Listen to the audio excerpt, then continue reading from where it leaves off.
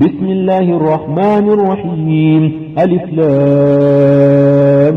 ميم تنزيل الكتاب لا ريب فيه من رب العالمين أم يقولون افتراه بل هو الحق من ربك لتنذر قوما ما أتاهم من نذير من قبلك لعلهم يهتدون الله الذي خلق السماوات والأرض وما بينهما في 6 أيام ثم استوى على العرش ما لكم من دونه من ولي ولا شفيع أفلا تتذكرون يدبر الأمر من السماء إلى الأرض ثم يعرج إليه في يوم كان مقداره 1000 سنة مما تعدون ذلك عالم الغيب والشهادة العزيز الرحيم الذي أحسن كل شيء خلقه وبدأ خلق الإنسان من طين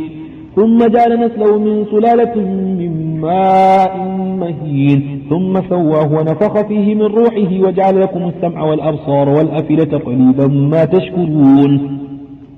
وقالوا أئذا ضللنا في الأرض أئنا لفي خلق جديد بل هم بلقاء ربهم كافرون قل يتوفاكم ملك الموت الذي وكل بكم ثم إلى ربكم ترجعون ولو ترى إذ المجرمون ناكسوا رؤوسهم عند ربهم ربنا أبصرنا وسمعنا فارجعنا نعمل صالحا إنا موقنون ولو شئنا لآتينا كل نفس هداها ولكن حق القول مني لأملأن جهنم من الجنة والناس أجمعين فذوقوا بما نسيتم لقاء يومكم هذا إنا نسيناكم وذوقوا عذاب الخلد بما كنتم تعملون إنما يؤمن بآياتنا الذين إذا ذكروا بها خروا سجدا وسبحوا بحمد ربهم وهم لا يستكبرون تتجافى جنوبهم عن المضاجع يدعون ربهم خوفا وطمعا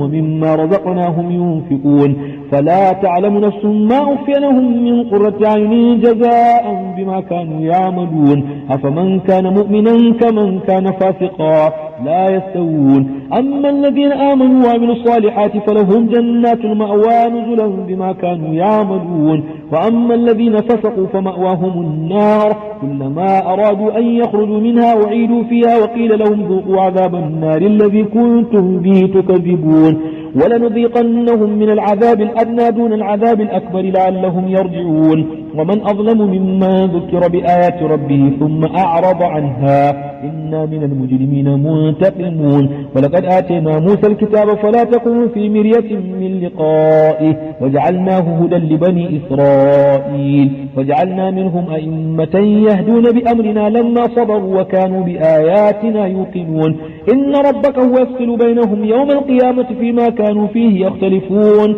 أولم يهد لهم كم أهلكنا من قبلهم من القرون يمشون في مساكنهم إن في ذلك لآيات أفلا يسمعون أولم يروا أنا نسوق الماء إلى الأرض الجوز فنخرج به زرعا تأكل منه أنعامهم وأنفسهم أفلا يبصرون ويقولون متى هذا الفتح إن كنتم صادقين قل يوم الفتح لا ينفع الذين كفروا إيمانهم ولا هم ينظرون فأعرض عنهم وانتظر إنهم منتظرون